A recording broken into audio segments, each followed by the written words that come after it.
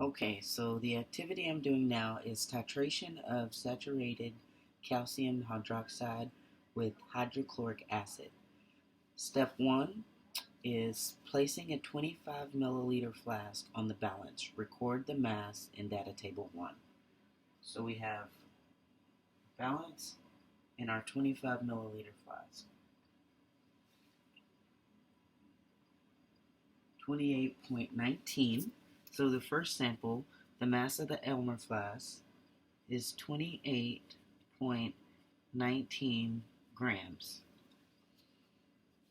Our second step is to measure 3 milliliters of lime water with a 10 milliliter graduate cylinder. So take that off. 10 milliliter graduate cylinder and our lime water here.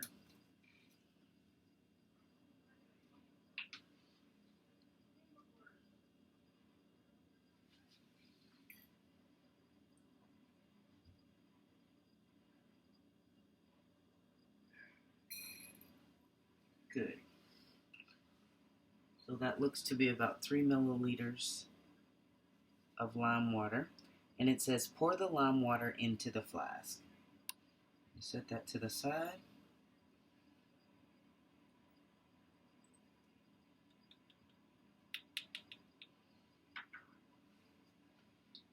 So that's done. And then it says record the exact mass of the flask plus the lime water in data table 1. So now we're going to measure our Elmer flask again, and we have 30.98 grams.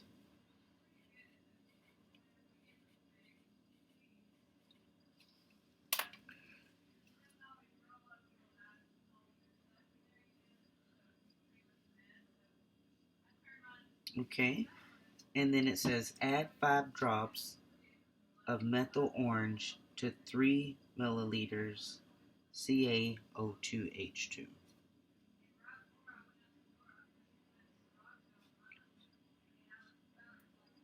Okay, can take that off.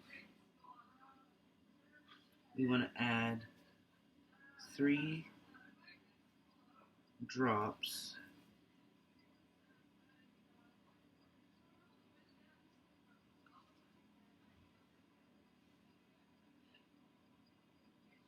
one, two,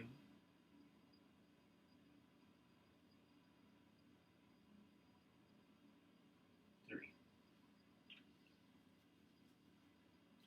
We have a little spillage here, so we'll go ahead and clean that up, keep our work area nice and clean as much as we can. And then it says fill the syringe with hydrochloric acid, drawing the plunger back with the tip of the syringe positioned in the HCl to fill the syringe. Try to minimize the amount of air in the syringe. So now we'll take our syringe here. We're going to fill it with HCl, which is our hydrochloric acid.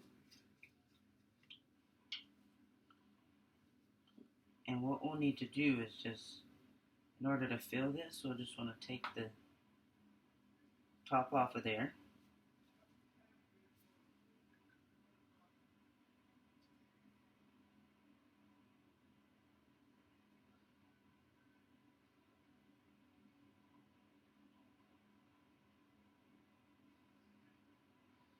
There's quite a bit of air in there, so we're going to refill this thing here. Okay.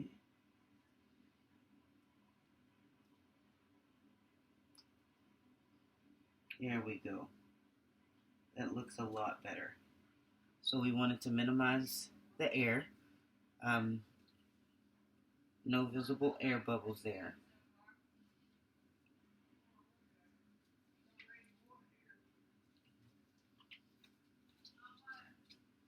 It says record the initial volume of HCl solution in the syringe to the nearest 0.01 milliliters in your data table. So let's take a measurement.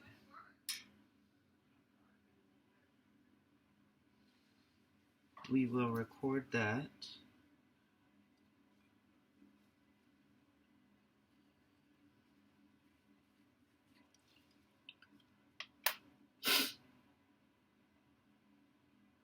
Perfect. And then place the flask containing the 5 milliliters of CA on a white sheet of paper. So now we're going to place this on a white sheet of paper here that we have.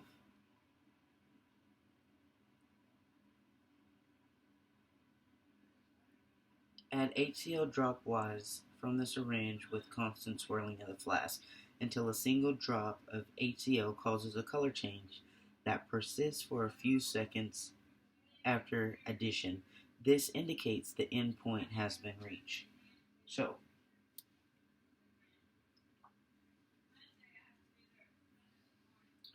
you want to swirl this around, and there's a drop. We're just waiting for it.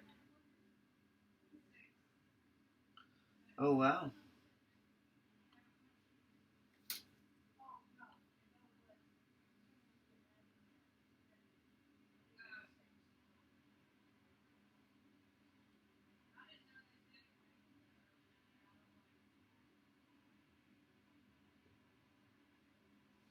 Let's try that again. So I saw the color change. It changed to a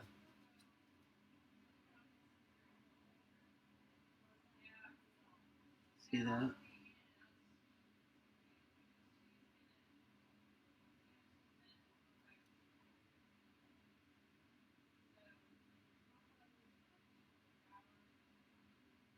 Let's see if I can. There it is. Hopefully you were all able to see that color change. I'm going to try it one more time, make sure we got this on camera. There it is.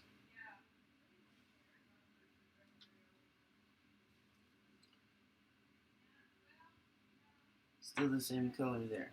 So what we would do, once the endpoint has been reached, record the final volume of HCl left in the syringe in the data table. Calculate the total volume of HCl that was required to reach the endpoint by subtracting the end volume with the starting volume and record it in data table 1. It says dispose of the titrate, CaOH2 sample in the sink. Rinse the 25 milliliter flask with boiling water. Repeat steps 1 through 13 for samples 2 and 3 and record that information in data table 1. So I just want to keep going with this, see if we can get a little bit more of a color change before I'll tell you what, it's something else to, there we go. Now we got a color change. But took a couple of drops.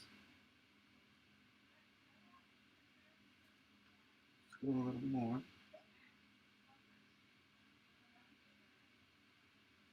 And here we go. We can clearly see. I think that keeps it a constant color change for a few seconds. So we want to make sure and record this. We started at 1.0 milliliters and we're down to about 0.8 milliliters. So you want to make sure and record that information in your data table 1. So at this point, since we have reached our color change, we can conclude this experiment, but then you want to do the trials you want to do the trials 2 and 3 the same.